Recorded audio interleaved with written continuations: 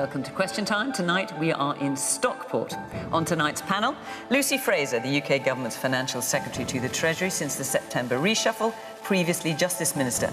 Labour's Shadow Chief Secretary to the Treasury, Bridget Phillipson. Sir Howard Davies, Chairman of the NatWest Banking Group, former Deputy Governor of the Bank of England and former Director of the London School of Economics. Dr Miatta Fahnbulleh, Economist and Chief Executive of the left-leaning New Economics Foundation. And an entrepreneur who left school at 16, spent 3 decades in banking before starting her own company, now perhaps best known as a former dragon on BBC One's Dragon's Den, Jenny Campbell.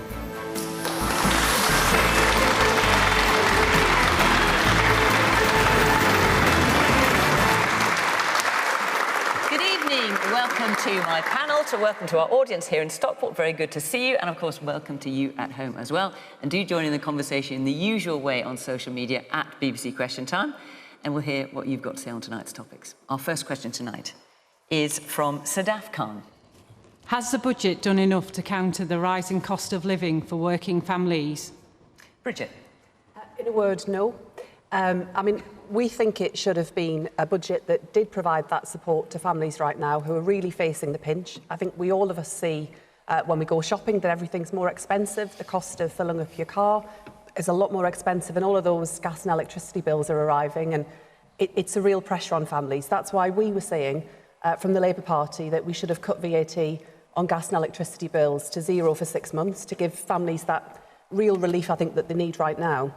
I think in the longer term, what we also needed to see from the budget was a plan for growth in our economy. So to really get our economy going, we haven't seen that in recent years. And if you look at the forecasts that have come out of the budget, by the end of the Parliament, growth is still going to be incredibly weak. And that means that we'll have less to spend on our public services and less to offer in terms of the support that we can give to working people. I think there are a range of other measures that the government could have brought forward. But you must welcome things like the increase in the national living wage, for example, to £9.50. Labour was suggesting £10. It's pretty much there. You must be very happy with that. I want to see a high-wage, high-skill economy. We would have said £10 an hour. We also wouldn't have cut universal credit in the way that the government has done, which has really caused a lot of problems for families going into the winter. That £20 a week cut is the difference for a lot of families between being able to put food on the table, being able to buy good winter clothes for your children. It's getting colder and children grow pretty fast and need that. The change that the government have made on the taper rate so working people can keep more of what they earn, I agree with that. I think the difficulty with that is that only a third of people who lost out through that big cut to universal credit will see any benefit from that change in the taper rate. Okay. I think we do need to do a lot more to make work pay. Jenny. Well, I think, for me, this was a very upbeat, bountiful and optimistic budget. We have to start somewhere post-pandemic, hopefully post-pandemic. So we have to start somewhere. And clearly, the Chancellor, with a reasonably large pot of money, has had to decide where that goes. And I think the question was, has it helped towards the rising cost of living?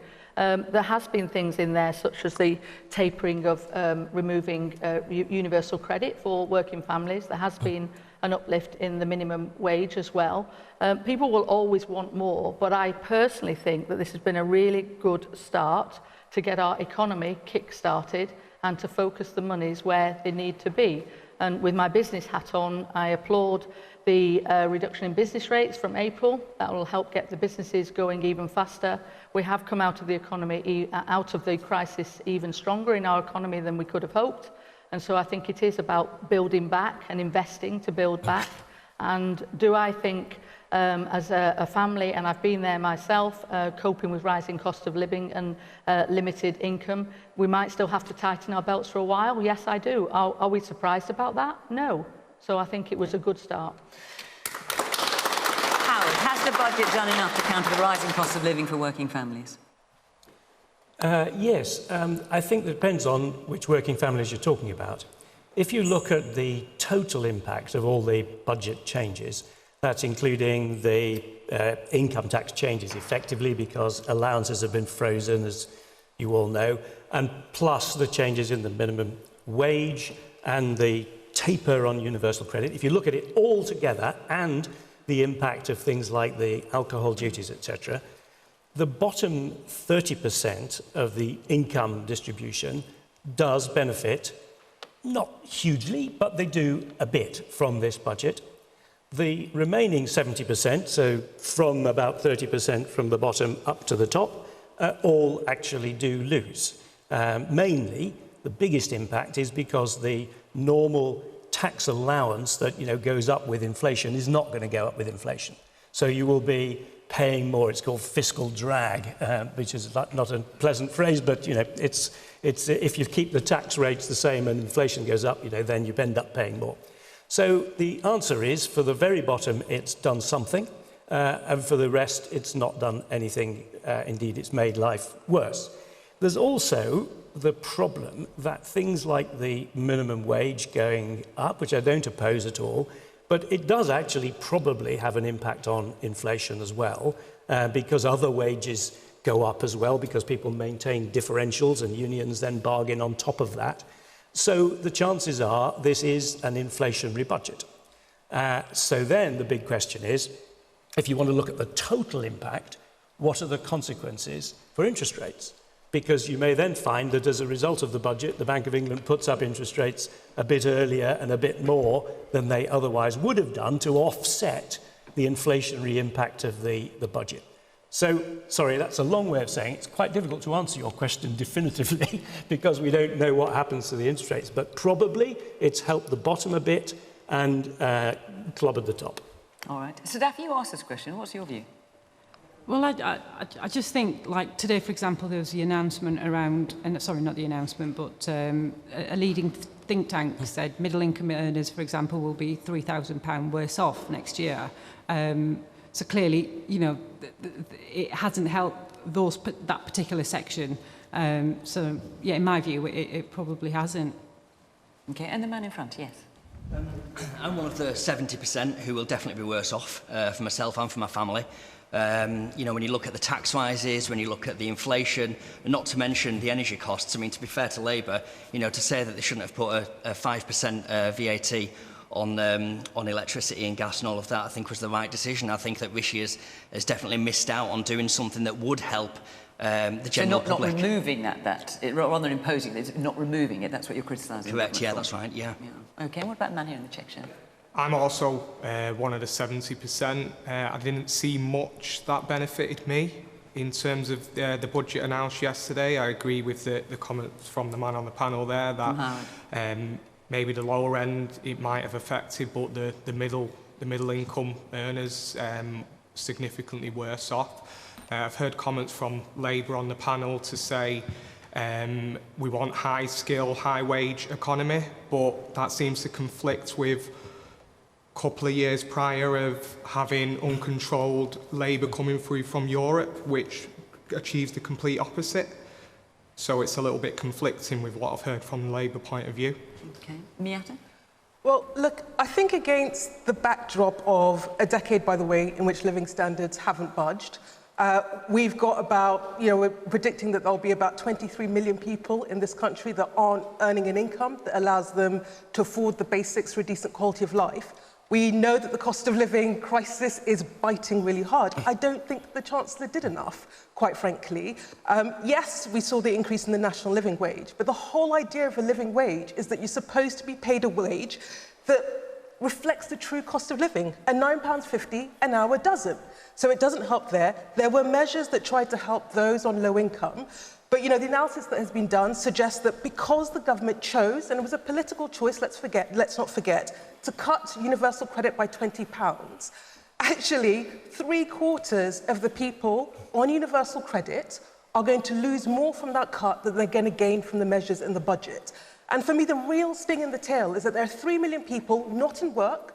A lot of, that's not their fault, they're not in work. And in that budget, the government chose to do nothing. And the thing I'm struggling with is why cut the tax on bankers that cost £4 billion and then leave 3 million people to languish? So, the Chancellor was upbeat. I love optimism. I'm an optimist, but it can't be based on hot air. And I think for a lot of people, that optimism will feel incredibly out of touch.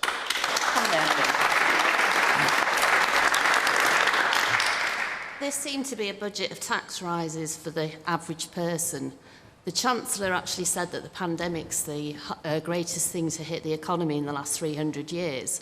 But the Office of Budget Responsibilities has come out and said that the effects of Brexit long-term are going to be double the pandemic. So is this just the start of our tax rises to pay for Brexit? What's your response to that, Lucy? Well, can I answer the original question that Sadaf asked, because it's a very important question. And the budget does a significant amount to help those on lower incomes. You've talked about many of them. There's the national living wage, which is going to come in April, the 6% increase, which will increase for those people who are on it by £1,000 a year. There's the cut in the taper rate for universal credit, and that's going to come in 4 weeks' time. And what we estimate is for 2 million people, that's going to be an increase of on average £1,000 as well a year. Some get more, some get less. What we haven't talked about this evening yet is a host of other measures some are already in place to help those on the lowest But incomes. what about talking about what we have talked about? So you've got Howard here saying about 70% of people are going to be worse off. What about that? So on Howard's point, our analysis is that those on the lowest incomes will be £1,000 better off, but on average, everyone will be better off by £500. And I'll answer the point that Sadaf made. Everyone's going to be better off So by on £500. average, there will be, for those on middle incomes, people will be on average better, yes, by £500. That is the I haven't seen that analysis. anywhere. I mean, in all the analysis I've seen in the papers today, and that's a very interesting figure. Everyone is going to be £500 better off. Everyone on average, £500 better. So you're shaking your head. The Office of Budget Responsibility doesn't say that in its figures. The Institute for Fiscal Studies doesn't say that in its figures. The Resolution Foundation doesn't say that in its figures. They're all very consistent that living standards are going to get worse. So this budget does not do that. You can always fiddle with figures to try and get you to where you want to, but when you have all the experts saying one thing, I don't know, I'll go with the experts.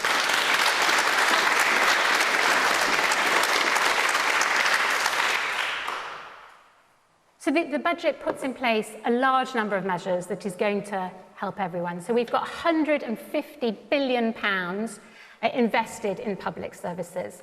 So that will be increases in the core budgets for education. It's to build 40 hospitals, as well as investments in relation to hubs which will be doing diagnostic care. So 20,000 extra police officers. Okay, and so what about the woman's point public here, Lucy, about services which again has been pointed out by the Office of Budget Responsibility, that Brexit will leave the economy 4% smaller, which is twice the impact of the pandemic? Brexit,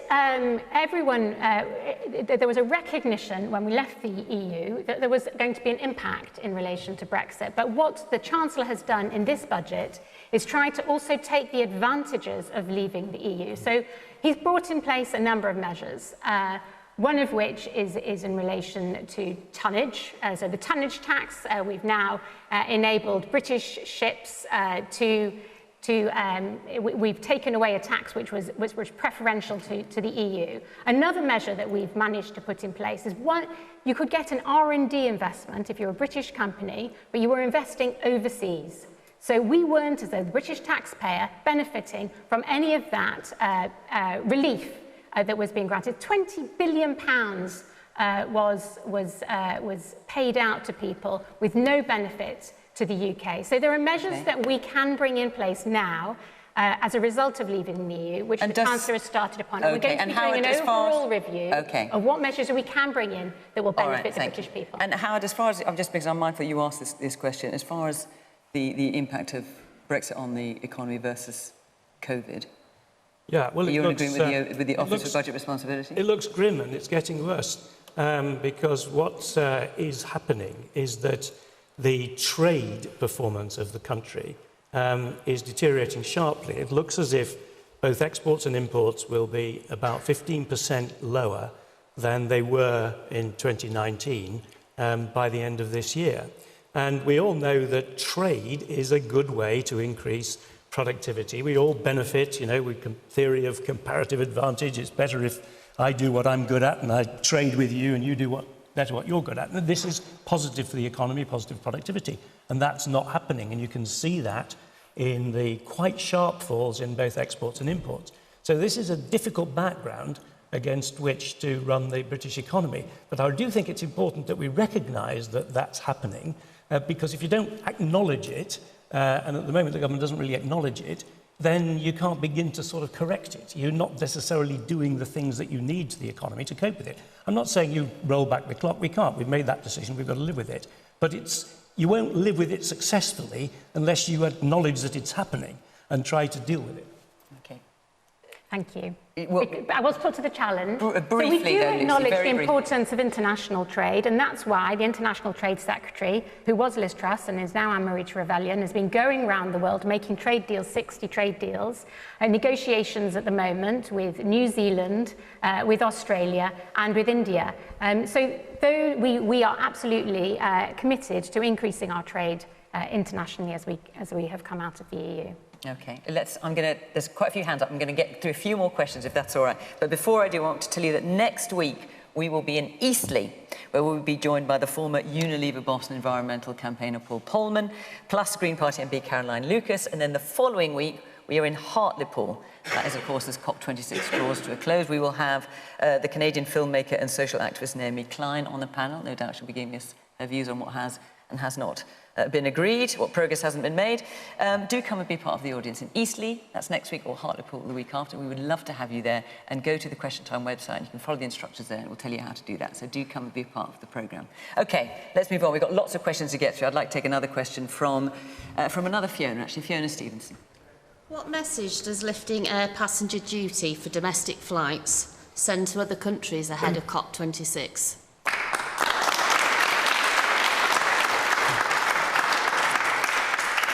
Now, I'm interested that that question gets a round of applause, because that doesn't happen with every question we get. Miatta. I think it sends a woeful message. And for me, the thing that really sticks is that it's not just the fact that the cut in air passenger duty was announced, but the Chancellor did not mention the word climate in his entire speech. Absolutely breathtaking in the week before COP. And, you know, to be fair to the government, it published its net zero strategy, and there were some good things in there. There were some things that surprised me. They have made some commitments that are important. But I come back to the fact that the net zero strategy is not worth the paper it is written on unless it's backed up by investment. You know, we think that you need to be investing about 30 billion a year in green investment, in green technology, in order to aid the net zero transition, and do it in a way that's just. At the moment, the government is committing about 7.5 billion, which is woefully inadequate. I don't know why he didn't use the headroom that he had in order to invest now in the climate transition. It has to happen. The cost of not doing it in terms of lives, but also in terms of money when we panic to respond, far outweighs the cost of investing to do this thing properly. And I think if we want COP to be a success, the UK government needs to show leadership. And part of the reason we need to show leadership is because of our historical obligation. You know, the Industrial Revolution started here. I think we have a duty to lead the transition that needs to happen. And I think when the government is speaking with one hand, but, you know, acting in a different way, it undermines our capacity to lead others towards the sort of agreement that we desperately need them to come to at the Climate Summit. Bridget. Yeah. I mean, I think it sends completely the wrong message, you know, in the days running up to COP26, which I think is an incredible opportunity for our country to show global leadership on this big challenge that we face of climate change. I mean, there's a need to tackle it. Of course there is. There's a moral imperative around climate change. But I think it's also a brilliant opportunity to create lots of really well-paid, highly skilled jobs in every corner of our country. You know, I said earlier that I wanted to see more growth in the economy. Absolutely. So let's create those jobs that will give us the growth that we need, well-paid, secure jobs. I mean, that's why Labour's said that we think it's really important that we make that investment for the long run. So we've got a commitment around a climate investment pledge to get us to that position. But it would also allow us to do lots of those measures that I think would provide real help to families. And if we better insulate our homes, if we make them more energy efficient, that'll make heating your home a lot cheaper for families too. So I think it has benefits for all of us. I mean, I do just think it is extraordinary that the Chancellor cut air passenger duty on those short-haul flights, isn't providing the same level of investment that we need to see, particularly in high-speed rail, and also spent an awful long time talking about alcohol duty, an awful long time. And then on climate, barely a word. I mean, I just think it is completely the wrong set of priorities and sends the wrong message at a really crucial moment for our country. OK, the man in the pink shirt. Yeah, I think we've mentioned the Brexit issue, we've mentioned the pandemic. Global warming is the biggest issue that's facing the human race. You know, domestic flights, the maths hasn't been done. They are the worst polluters. If you look at it per CO2 per passenger, they are one of the worst polluters. Rishi's got his maths wrong. OK. The man in the blue shirt, the blue jacket. Yes, you, sir.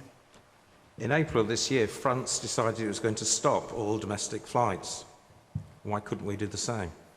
So what France has done is basically, if it would be amount to a train journey longer than 2.5 hours, the legislation is going through at the moment, you can take a flight. But otherwise, they are introducing legislation to ban that. Yes, and the man at the back there in the blue T-shirt. I completely agree. I feel that in addition to what a poor sort of symbol it is, only a few days before COP26, after a pandemic that's disproportionately affected people in lower income brackets, to make something cheaper for what I would assume the majority of people who take domestic transport, to make it cheaper, domestic flights, sorry, to make it cheaper for them, doesn't really, I can't see any justification for it at all, really. So, Lisa, we had a look at this, and on the, if you're going up to Glasgow on the weekend of COP26, for example, a train to Glasgow from London costs £107. A flight from Gatwick, leaving within about 20 minutes, costs £37. You happy with that? I think we need to identify what this measure was doing. And what this measure was doing, the gentleman said, I don't see any point for it. And the measure was about levelling up. It was about connectivity. It was about ensuring that we can travel across all regions in the UK as easily as possible. And what we haven't mentioned so far is at the same time as the Chancellor cut domestic duty, he increased long-haul duty at the same time. When we're talking about climate change overall, this was a small measure. It will affect about under 1% of our UK carbon emissions.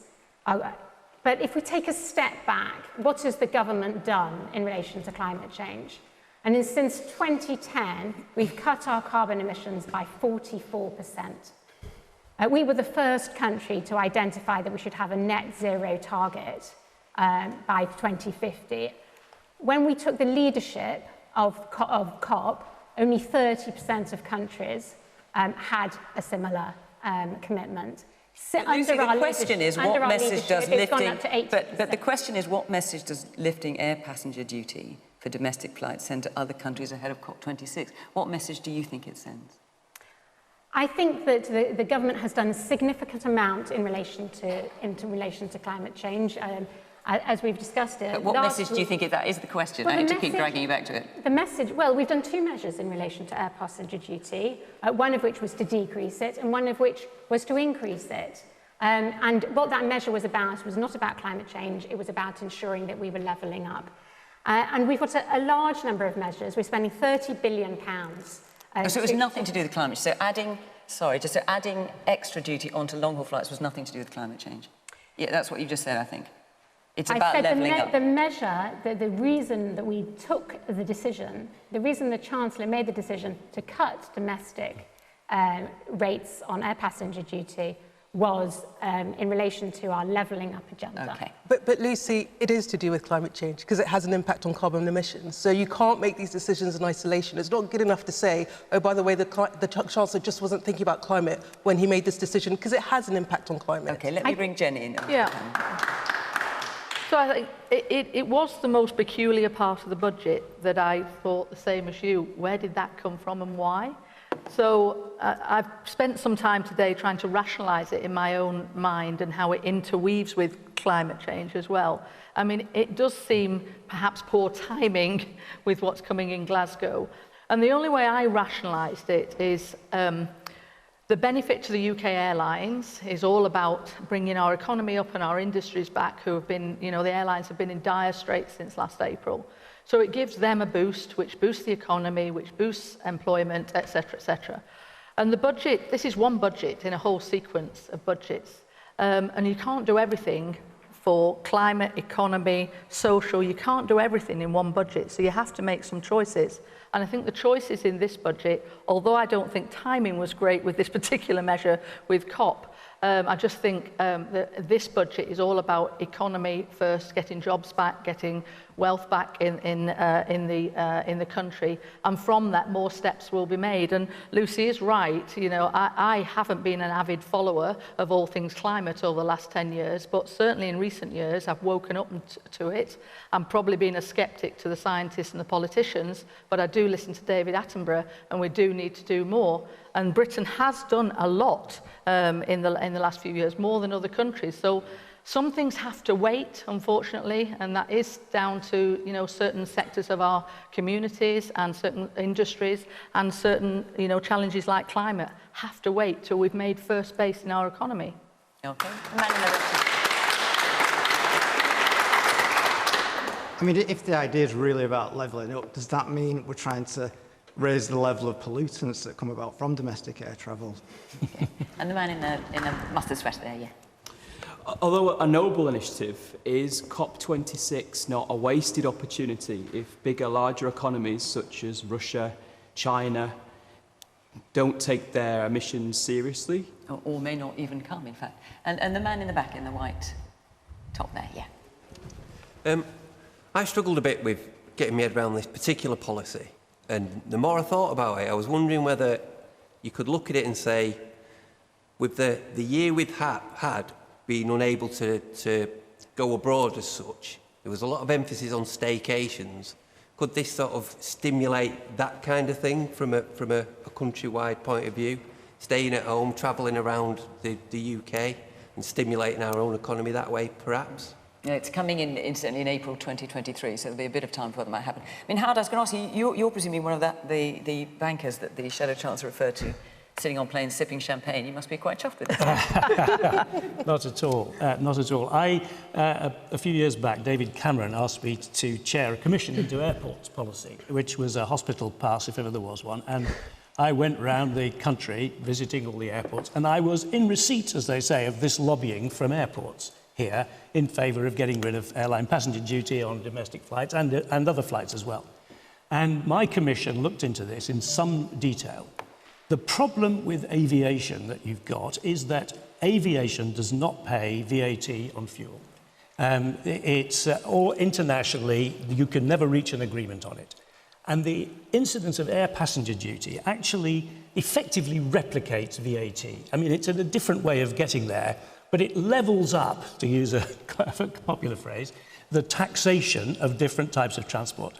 So we concluded, even though we were in favour actually of expanding Heathrow in the end, because we thought from an economic point of view it was important, but we did believe that you should keep this constraint on flying, because otherwise you had an unlevel playing field. So I think this is an absolutely terrible idea and very bad timing. And the message to COP26 is terrible. But I have to say, just going right back to the thing Bridget said to start with, her first thing she said was, he ought to have cut tax on energy in the budget.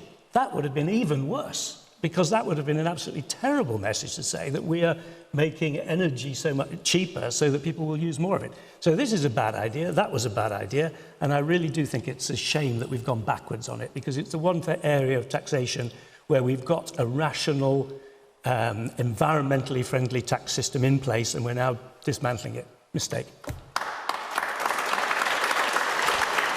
I mean, I know for sure that not many people in the community that I represent in Sunderland get on regular short-haul domestic flights. What I do know also is that very few of them ever even go to work on a train, because we don't have any that run through my community. Say that your idea on energy was a terrible idea? Yeah, I will come to that. We don't have any trains either, and I think one of the immediate ways that we could actually make a real shift, and it's not hard for the government to do, would be to give greater power and control to local communities over bus services. I mean, that's often one of the biggest ways that people will go about their lives, will get to work, it will open up a lot more in the economy. On Howard's point around energy bills, you know, we've also set out a very ambitious programme around the transition that we need to see in the economy. But given the pressures that families are facing right now, we do think it's right that there is short-term help for 6 months to get families through what's likely to be a very tough winter. But of course, in the long run, we want to see the government doing a lot more to support people to have more energy efficient homes, to make that change that we need to see, and to use that to seize that opportunity to create really great jobs in every part of our country. So there is that opportunity. And to the point that the gentleman in the audience just made around, is there any point in doing this if others don't follow? I think this is a great opportunity for our country. I think we should seize this opportunity, show the way and show how things can be done, get our economy going, create lots of jobs and tackle that moral imperative around climate change too. But Bridget, how long does this help go on?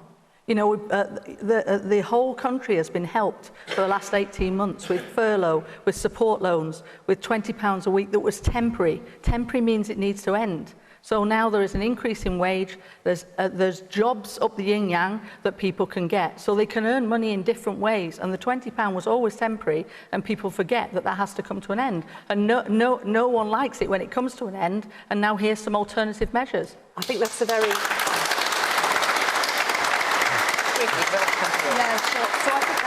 I think that's a difficult argument to make to people who during the pandemic started to receive universal credit because of the circumstances around it. So all they've ever known has been that increase.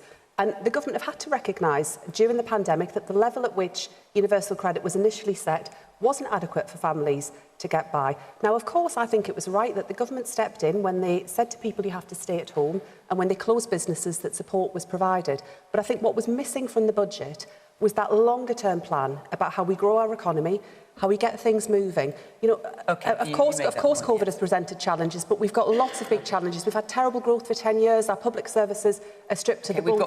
So this hasn't all arisen during the pandemic. So we are talking about air passenger duty. You've had your hand up strenuously up at the back there, yes. I'd like to know how many people in this room actually regularly take domestic flights. Who exactly is this benefiting? It's benefiting rich people. Reduced train fares, better bus services, that's what's going to help the average person, not less tax on domestic flights. Come on. Man over the glass. I think to get back on track, the question that was asked, and Fiona tried to reiterate that to you, is what message were you putting out? And what you were putting out is it is okay to travel by plane when plane is one of the biggest commuters. On the back of that... Biggest polluters, I think. Polluters, yes. Absolutely.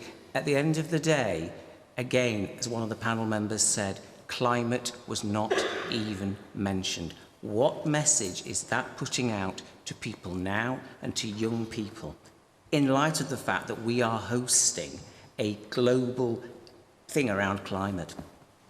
And I'm still waiting for the answer. Lucy, last chance.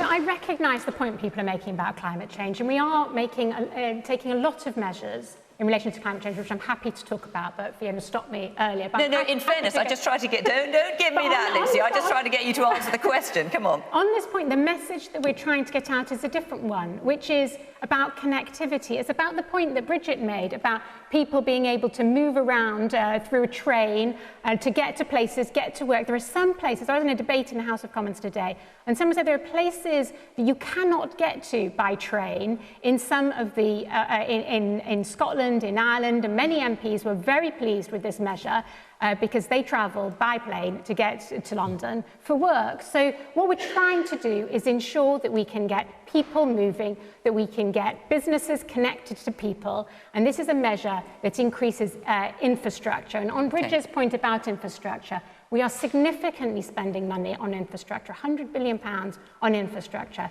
to ensure that we can all get to work, that we can work well, and that we can move people to businesses. Okay, let's take another question, which is from Joan Forster. Since the fishing boat has been seized and another fined, is the end of our special relationship with France in sight? Yes, it's all been very dramatic, hasn't it? So a British trawler has been seized by France. It's currently in harbour at Le Havre. The French are saying it was not allowed to fish in French waters. The British boat is saying, yes, it was. And another has been fined for not complying with the checks. Howard?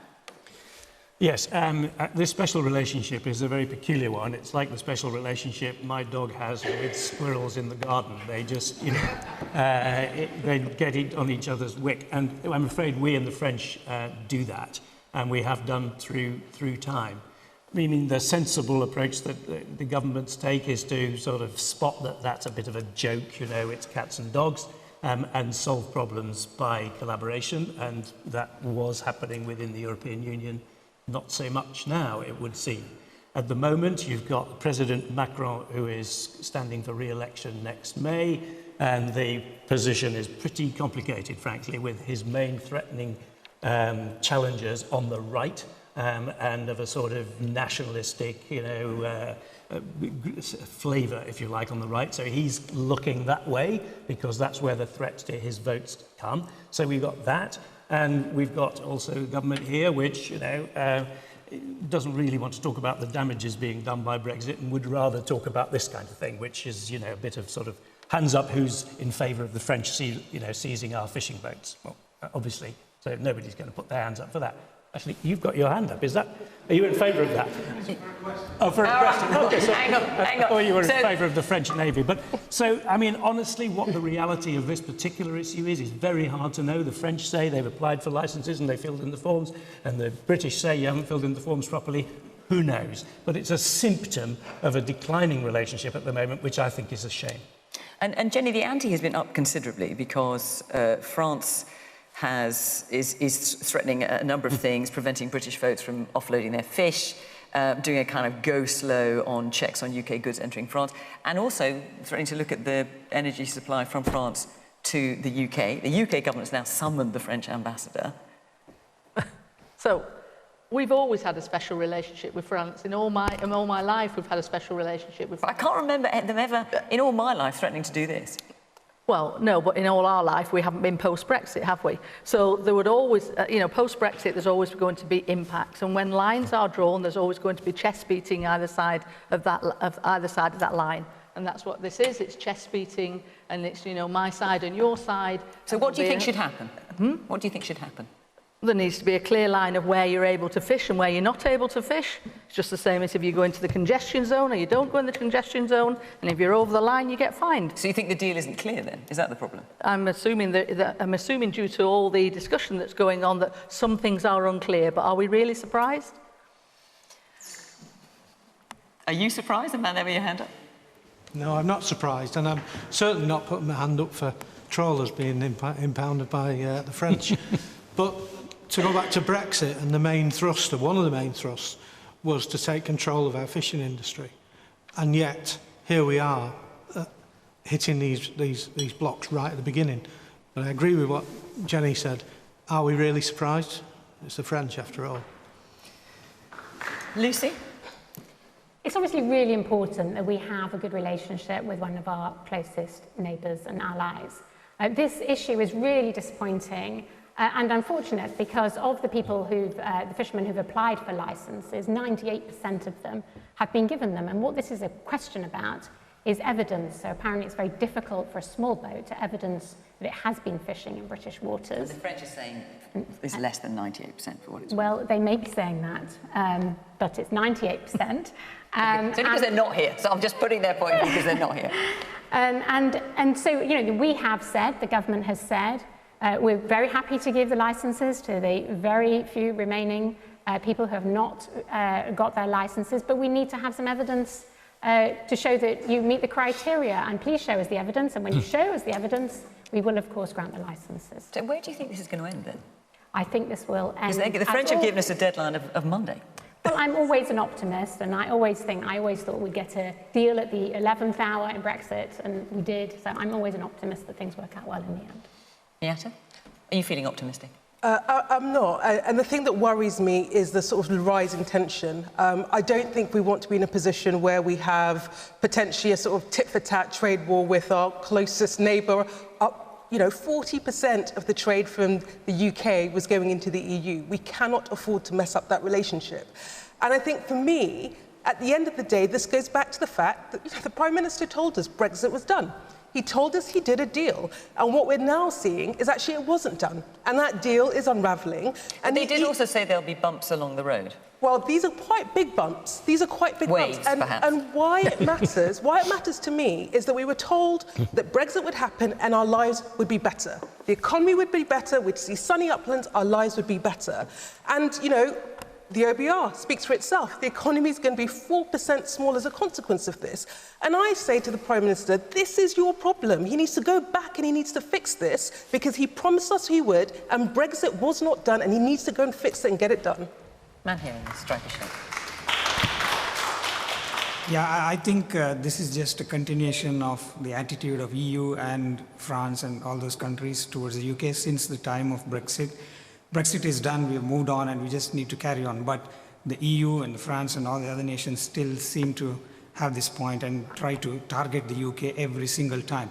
I mean, these are poor fishermen trawling in the English Channel, and what's the need to detain them over this matter? It needs to be discussed with the government at the higher level and not targeting these poor fishermen.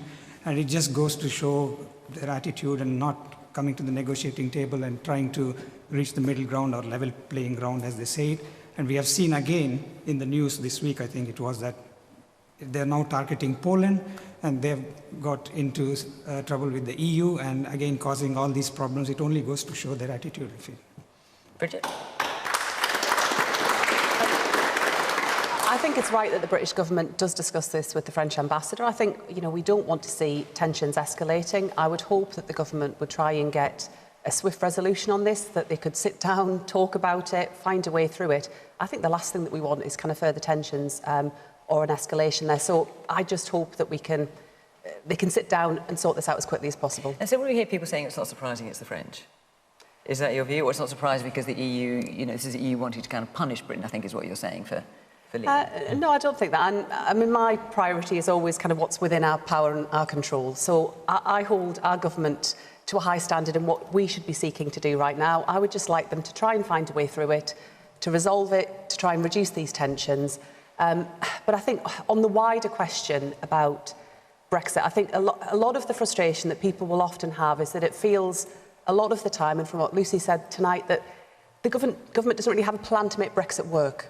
It's happened, it's done, but where's the plan to make it work? Did you say you don't have a plan to make it work? I think I said the complete opposite of that. So we have a big plan. We have negotiations ongoing, as I said, with a number of countries outside of Europe to ensure that we can get those trade deals, enabling us to trade more profitably and productively. We're also reviewing all our laws to see what we can do that we could not do before. And we've already amended a few of them, 3 of them in the budget, to enable us to be more competitive. We've also looked at, for example, immigration, how we can get high-skilled workers from other countries to make our country more innovative and competitive. So we have a number of measures to take advantage of the opportunity that Brexit presented. One thing that was often said back in the referendum campaign was that outside of the EU we would have the power to cut VAT. So the Chancellor in this budget we've just had could have cut VAT on gas and electricity bills with that power that he's got available to him, and yet he didn't do that. So can I answer that? Because Bridget, you've said it 3 times, and the reason that we didn't cut VAT in relation to fuel was because if we had done so, it would have applied across the board. That means that very wealthy people would be getting a VAT cut when they absolutely didn't need it. But very wealthy people are getting a tax break. So it wasn't an effective measure. What we have done for people on low incomes is targeted measures to ensure that we can support the people who need it, not giving tax breaks to people who don't need it. You've hammered them with the biggest tax burden since the 1950s. All right, let's hear for a couple from the audience. Yes, the man there, yes, in the jacket, yeah. You, sir. You talk about profitable trade deals. It's been reported by your own government that the trade deal with New Zealand will contribute 0 in terms of GDP. Are these the types of trade deals that we're going to see in the future from our government? What do you make of what you've heard? How does doing trade deals with New Zealand and Australia, for example, how does that help the climate? All right, and let's just hear one more comment here from the man in the red sweater. The trade deals that are there at the moment and shipping stuff across the world. A few years ago, before the pandemic, a container was £2,000 or £3,000. It's now £40,000 or £50,000 for that container. So all that money has got to be put onto that goods which are inside that container. So that's why everything's going up, but nobody's talking about that. Okay. All right, I'm going to move on, not because I don't want to talk about it, but I've got a number of questions to get to, so I'll just take another one from Ian Whelan. Thanks, Fiona. Given that this week the House of Commons made it mandatory for everyone to wear a face covering, apart from the MPs. Doesn't that add to the mixed messaging that's blighted the pandemic and also add to the narrative of the us and them? Jenny? I must admit I was also bemused by the headline and felt exactly the same as you did. So again, it made me dig beneath it and say, how can that be? That doesn't sound right. And then there was a comment from a certain MP about, well, we all know each other, which wasn't a very helpful comment either. Oh, this was Jacob Rees-Mogg saying, yes, saying there's Great. a convivial, fraternal spirit between Conservatives. So we all know each other and we know where you've been and are you double jabbed and all that sort of thing. So the headline didn't make sense to me either.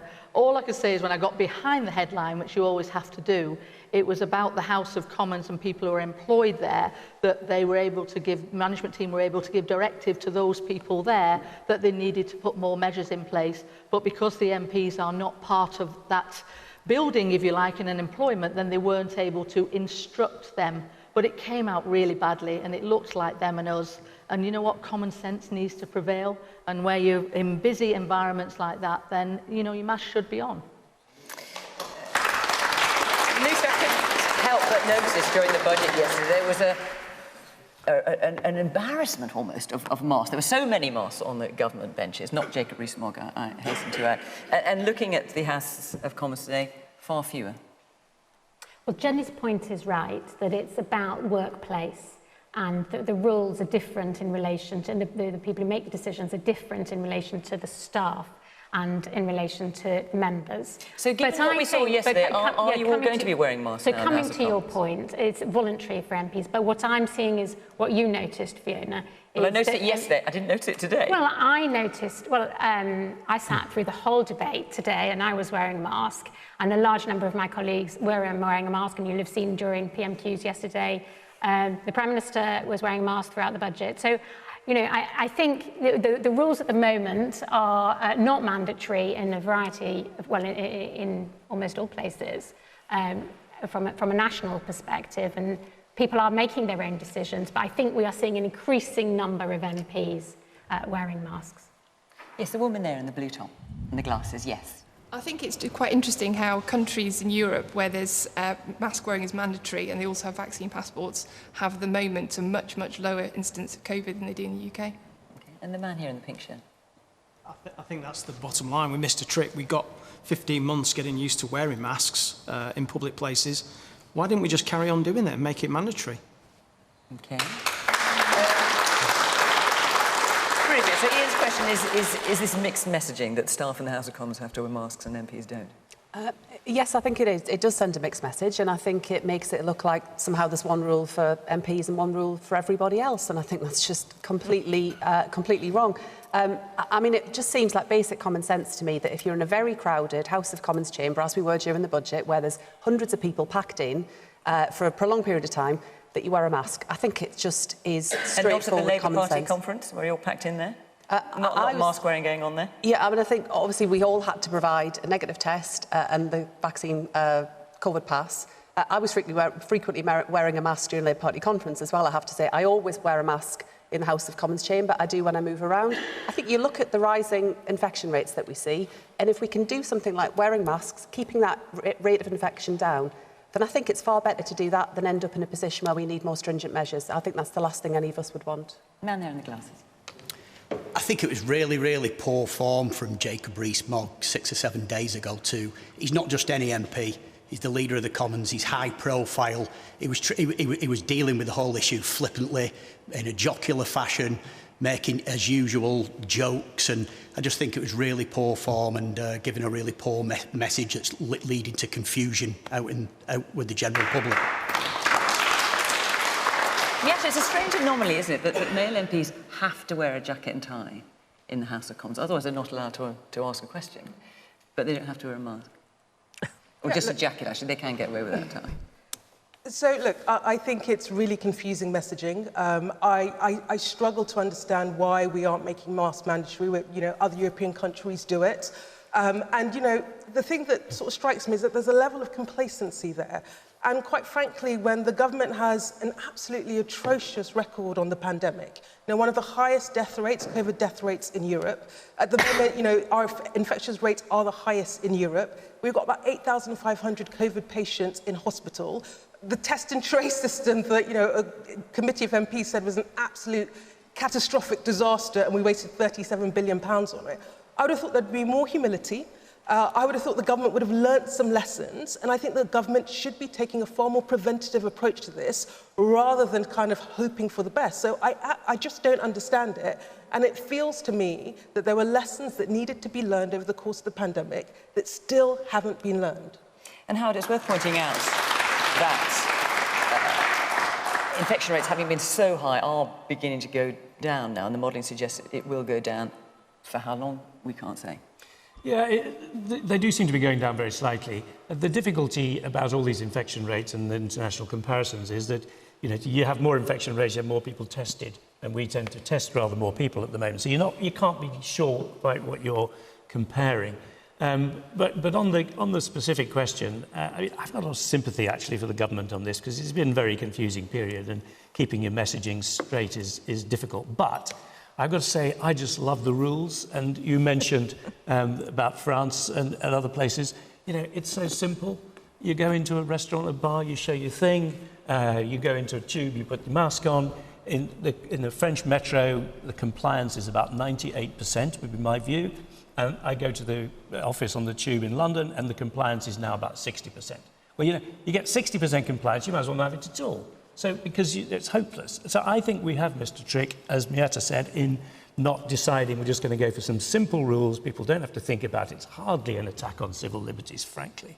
And so I think it's a mistake. And this particular point to which you refer is just a symptom of a broader inability to decide what we really want to do. We've just got time to get one more question in from Ellen McFarlane. Where are you? Aleva. Should water companies be forced to reduce the amount of sewage discharges into rivers and the sea, given the billions of pounds of profit they've made in recent years? Lucy. Well, I think you're referring to the debate that's going through the House at the moment. And the government is acting on that and is asking water companies, is proposing an amendment to the legislation that's going through to require water companies to get their sewage rates down. The reason the government didn't accept the amendment that went through the House of Lords is just the vast cost of what was being proposed, which ran into billions of pounds. Bridget?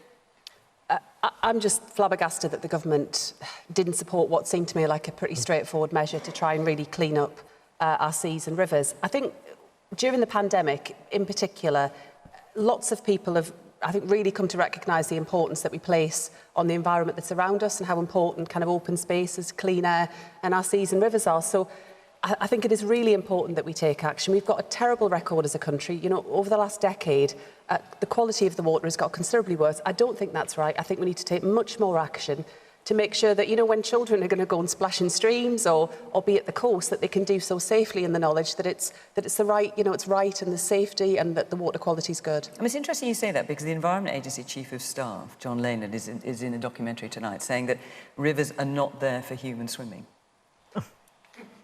Well, I think... What do you make of that? I think lots of people do enjoy for swimming, but I think even if you set aside swimming, I think, I know with my own children, I'm sure lots of other kids are the same. Like, they love going and splashing at the sea on the coastline. In my part of the world, we're not far from the coast, and in rivers and streams. And I think that's a really important part of children's childhoods and opportunity. And we should be making that easier. We should be giving families access to good open spaces so that we can get outside, enjoy that amazing countryside and rivers and sea that we have all around us. But that does mean that we need to see action from the government to do that. I saw this story as well this week, and it shouldn't take a public outcry to say this is not right, but seemingly it does. So, I saw the picture like everybody else did of you know, this raw sewage spewing out somewhere. This was into, in fact, I was doing the news that night, it was into Langstone Harbour, which is a conservation area in Hampshire. And what you saw, I don't know how many of you saw it, but you saw this long pipe going out, pumping out sewage for 49 hours straight. And of course, what the water companies say is, you know, when there's heavy rainfall, particularly, they have to do that to stop it backing up, you know, into our homes. So I read into that then, because initially I thought there's a major incident, this is a mistake. And then when I read into it, I realised that the water companies, when are allowed, licensed to, when there is a deluge of water and to prevent the drains backing up into your houses, they're allowed to release some into places like that. But then doesn't that allow the water companies not to improve their water systems so that doesn't happen and they don't have to do that? So you're almost incentivising them to do nothing about their water systems so that they can just put it in the water and in your rivers. But I appreciate it will cost a lot of money to revamp all our water systems, and then where's that money going to come from? It's going to come from the taxpayer. So we kind of go around that circle again. Class. Yeah, doesn't that gloss over the elephant in the room that we've got a huge Victorian infrastructure that's going to need replacing? Someone's got to pay for it. Even in our area here, the drains go consistently on a regular basis because they're old and they can't cope with the pressure. So I think we need to address that as a financial issue as well with the water companies, because someone's got to pay for it. Howard? Yeah, I think there is a climate change dimension to this, because these incidents of flooding and very heavy rainfall are becoming more frequent. And that's, I think, one of the reasons why this has become more prominent. I don't think we can carry on with the system that we've currently got, but I do have some sympathy with the government faced with this particular amendment, because I do think if we're going to change the rule, there's going to have to be quite a period of investment, because otherwise, you know, you will have some rather peculiar consequences. If you know, the sewage has got to go somewhere and it'll come backwards if it doesn't go forward. So you've got to give the companies time to invest in a better system than they can. But you need to incentivise them to invest, not incentivise them to chuck it out there. That's a good point. Yeah, so I was really shocked to hear that 400,000 times a year sewage is dumped into our rivers and seas. I think yes, that was last year in England. Yeah, absolutely shocking. And, you know, I think for me, the fact that it was even in doubt that we would put a duty on the companies, I find quite incredible. I don't think it sends a particularly strong signal about the government's commitment to the environment. But, you know, I think the question I come back to is how on earth have we got ourselves into this position where we have water companies that, you know, bills have gone up, they've made quite a lot of profit, they have underinvested in the infrastructure, there has been quite a lot of asset stripping, so getting debt that hasn't gone into investing in that infrastructure, and we're now in this bind. And, you know, quite frankly, where I come from is for something as essential and fundamental as our water, quite frankly, that we are all reliant on, I think it should be owned by us. I think it should be in public hands so that the water system works for the public and in our interest. Because I think the system that we have is broken, and the reason why there's this massive bill that, by the way, someone will have to pay for is because the water system hasn't been taken care of anymore, and we've got to bring an end to it. Ellen, you asked a question. What's your view? Well, I was just going to say exactly what Miatta said. If the water, something as precious as water was nationalised, then we wouldn't be in this issue. Jenny said that the taxpayer should potentially have to pay for the investment that needs to go into the Victorian infrastructure. But why should we have to pay when the water companies are making billions of pounds of profit for decades? All right. Our hour is up, I'm afraid. We will stop talking about that. Thank you very much to the panel for coming along this evening. Thank you to the audience here in Stockport. Very good to hear your views. And thank you, of course, to you at home for watching. From Question Time in Stockport. Bye-bye.